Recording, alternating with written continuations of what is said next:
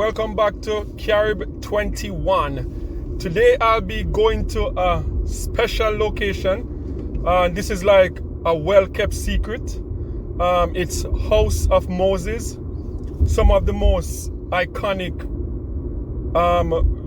vegan ital food you can ever find anywhere in the world. So I'll be hanging out at House of Moses for the day, having some ital food, some natural juice, and just talking a bit about Jamaican culture, in particular Rastafarian culture in the beautiful island of Jamaica. So please don't forget to like, share, and subscribe so I can continue doing content like this. So let's do it. House of Moses, that's where we're heading.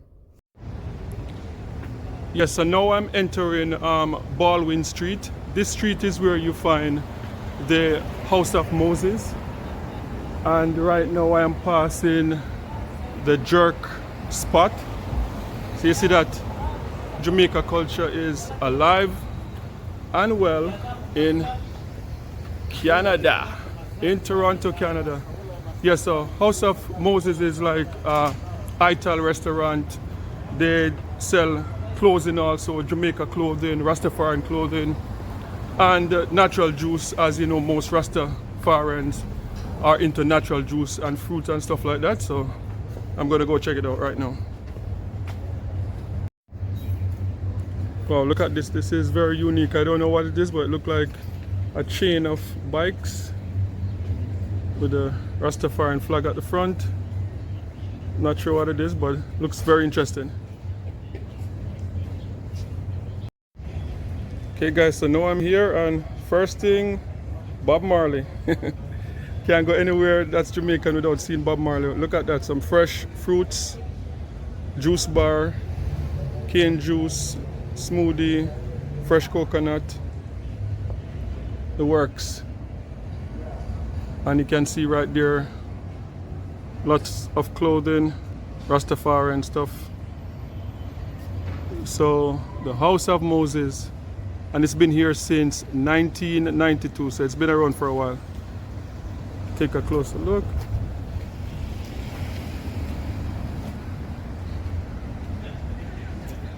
Of course, there's Haile Selassie right there. That's Buju Banton. Yes, and not only a young Bob Marley. So not only like food and drink, but it seems like they sell, you know, a lot of things that you'd expect to find at a Rastafarian place.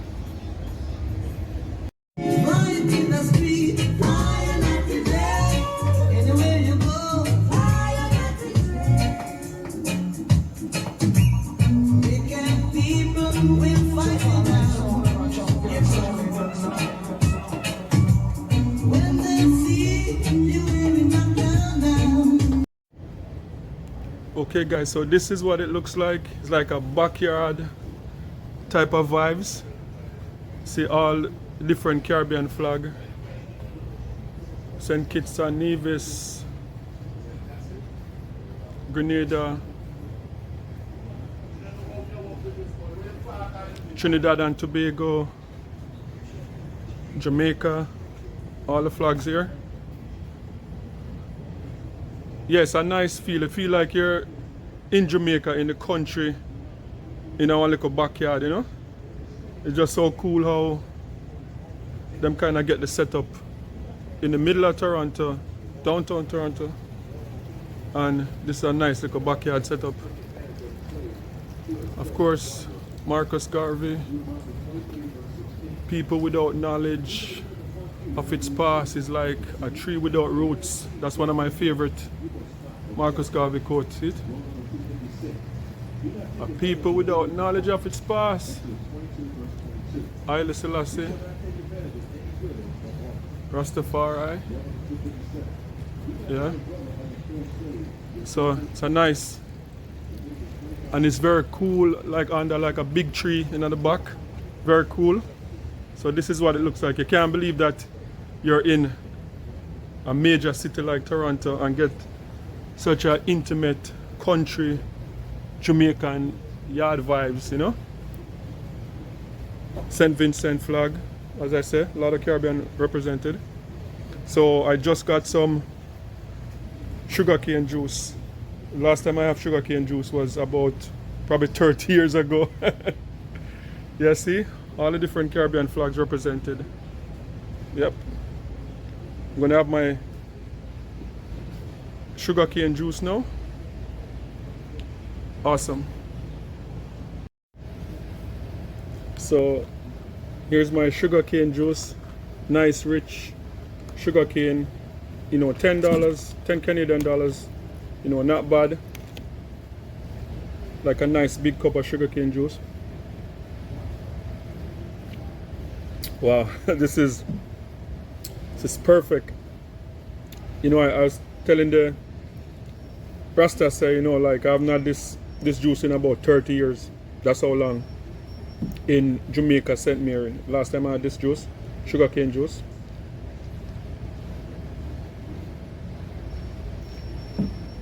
Can't get fresher than this. You know, freshly squeezed with one of them sugarcane machine.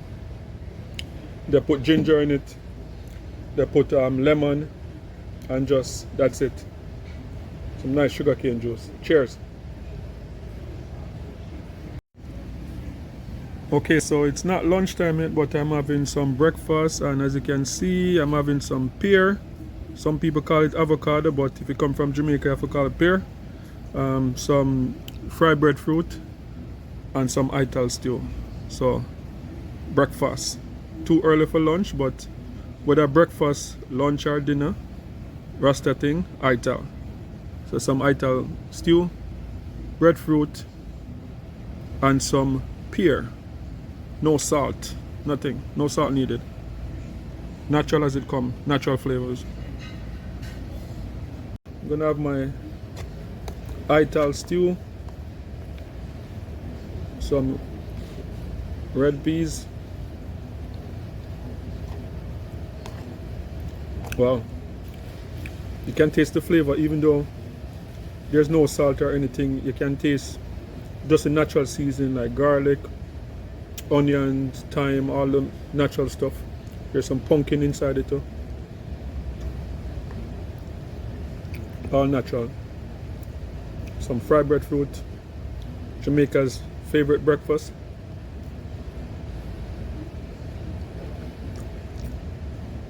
And as I said, there's no salt at all in this, so wow, this is good.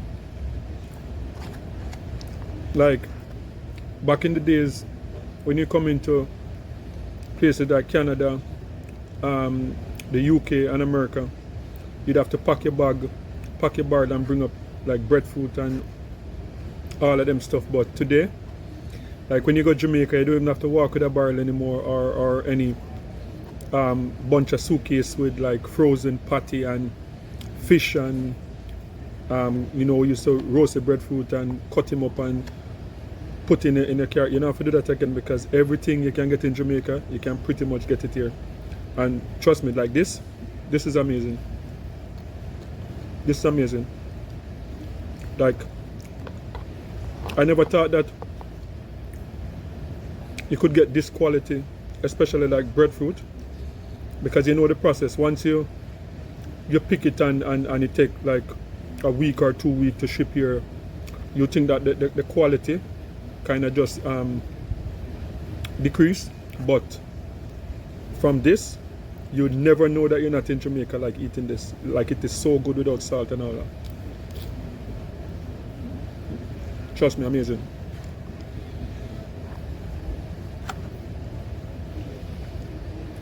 Some Jamaican pear. No, this is not like the one from Mexico. This is different. Even though the one from Mexico is good for like guacamole and stuff like that, like these ones from the islands, the real deal.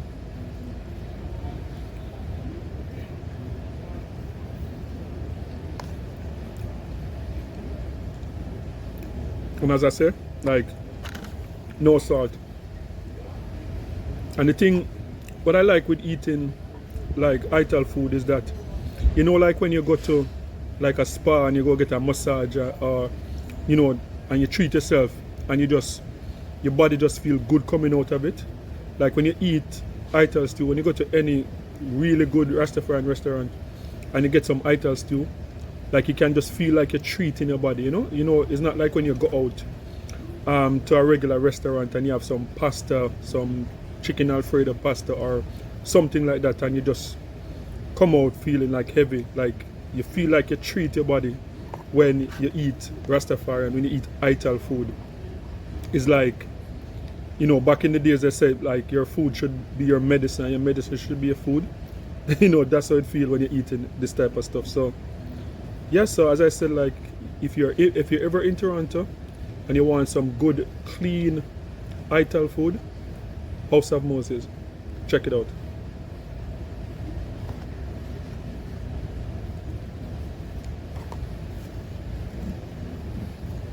Yes, so that was some good food, you know, some good breakfast, ital stuff, you know. And one of the goals that I set out for this channel when I started was to just bring Caribbean culture to the world, because a lot of time, like people, especially living in Canada, like you hear it all the time, like people just consider Canada like the great white north, and you know, you travel places and people don't even know that there are black people living in Canada. So just to show you that, you know, Caribbean culture is alive and well in Canada. It's a big part of Canada. Like the Caribbean culture is like the flavor in Canadian culture. You know, just imagine Caribbean is like the salt. Just imagine a pot without salt. That's what the Caribbean culture brings to Canada. So that's one of the things that I set out to do, is just like show people that, you know, Caribbean culture is alive and well, and to travel across the Caribbean also, and to highlight some of the beauty of the Caribbean. So that's one of my goals. So this is such a nice spot. You know, as I said, it's very cool around here, very clean, in the middle of the city, like Toronto, one of the busiest cities in the world, but right in the midst of the city, you can find a little place like this where you can just hide out and come and have lunch. It's a big enough space. As I said, it's a backyard type of vibes, under like a big tree. Very cool, even when it's hot, like in the midst of the summer and the sun is pelting, like it's still cool around here, so it's a nice vibes. You get your natural juice and everything. No alcohol served around here, so you know, Rastafarians don't really do alcohol and stuff like that, so all natural food, natural juice, and it's right in the heart of Toronto. It's pretty much in the Chinatown area. So if you are in Toronto and you want to check out, you know, some nice Rastafarian ital food, I'm going to leave the address in the description and you can come and check it out. So it's House of Moses, and it's pretty much in Chinatown area, but it's a nice vibes. Okay, so yes, so I'm here talking with one for guy, Chacha, yeah, the man who made the sugar cane juice. Juice man.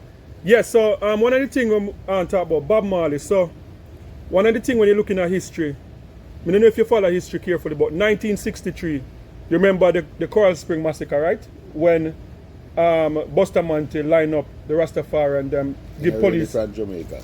Okay, so the Coral Spring Massacre is a thing where in 1963, just after independence, Montego Bay, Coral Spring, them the one clear era in a Montego Bay, but is mostly Rastafarian used to live in that area.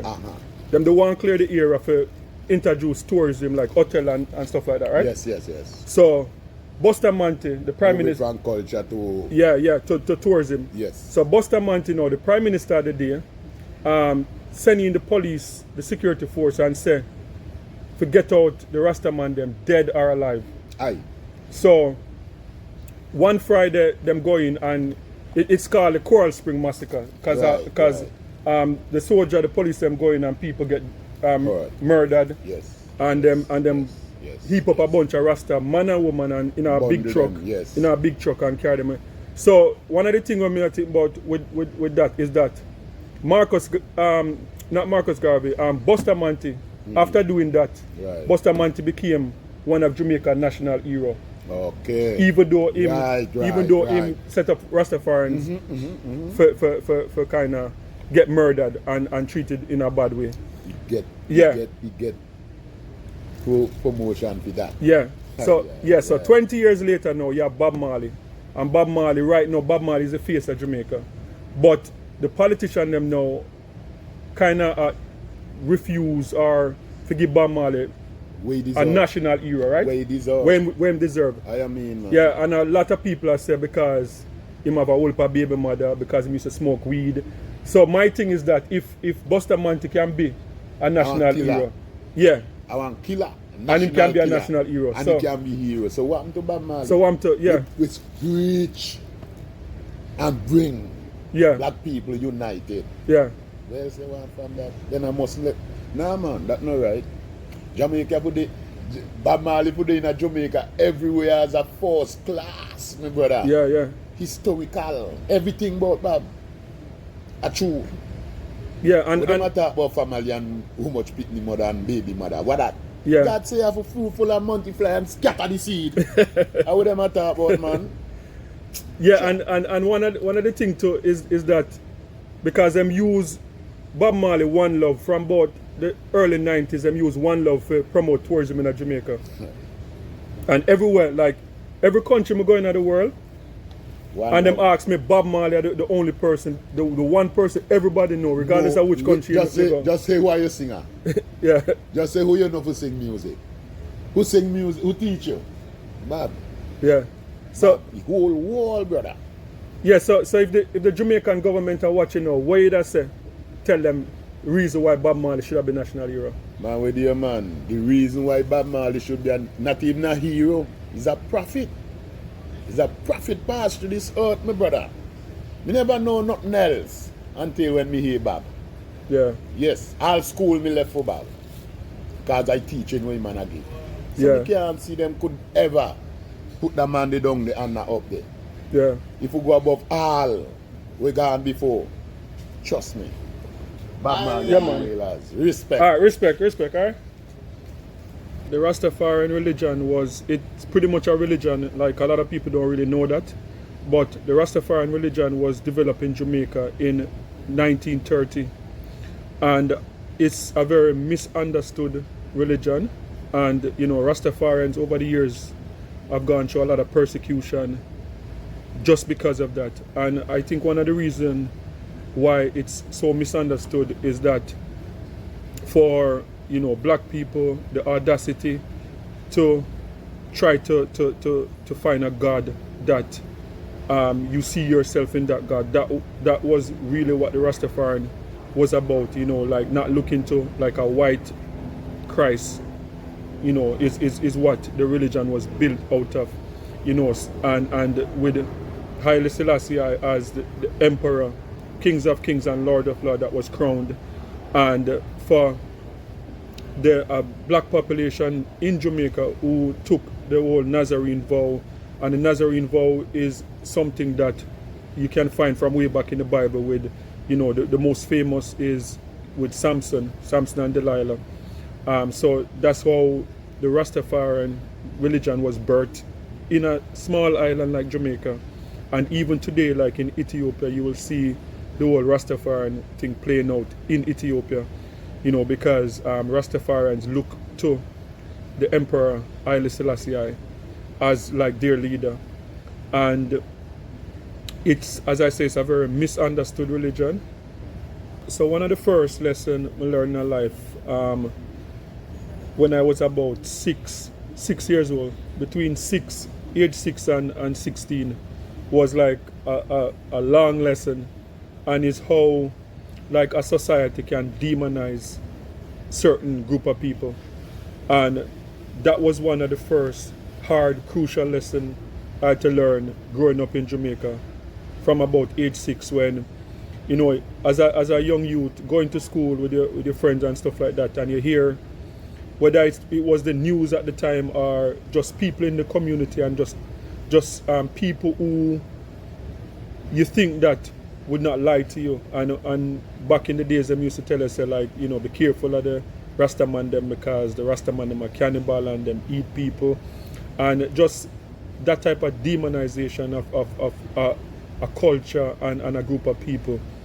So, you know, as young youth growing up in Jamaica, you're coming home from school and you see like a Rasta man a walk and you just run to the other side of the street in fear of your life because, you know, them used to call them the Black Heart Man.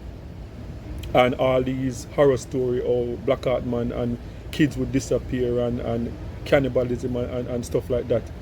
And just fast forward and you know, when I became a young adult at age 16 and start put 1 and 2 together and said like, this don't make sense because, you know, these people are like vegans, vegetarians, like everything now that you see when you go to like a Whole Food store that's trendy now. When you see people that talk about sea moss, people that talk about spirulina, people that talk about all the things, natural superfood that you hear people talking about now.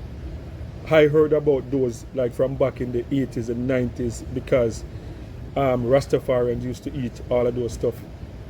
You know, so that was just one of the early lessons, you know, that I had to learn how like a group of people can be demonized, you know, and so like growing up now, I don't just take what people say, like I have to do my research myself to come to the truth because if, just imagine like a bunch of people, Rastafarians can be like vegans, don't eat meat, a lot of them don't eat meat, a lot of them don't drink alcohol and stuff like that. As I say, it's a religion, and for them to be demonized in such a way and treated so bad from 1930 up until recent times, even now in Jamaica and a lot of places, like you can't get certain jobs if you're a Rastafarian.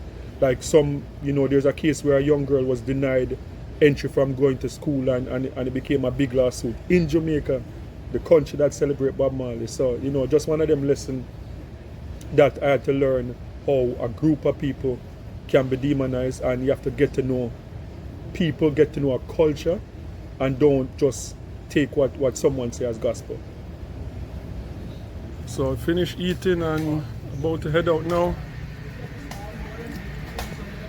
Juicy, I chop up some jelly. You're going right home with it.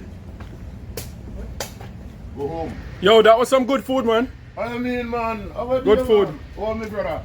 Good stuff. You don't need hole. When you reach home, you could take anything and just chop it around. Just keep on it around. Knife could do that. If you want to see me continue this, please like, share, and subscribe. Help me get to like 10,000 by the end of the year so that I can bring you more amazing content. And remember, peace. I'm out.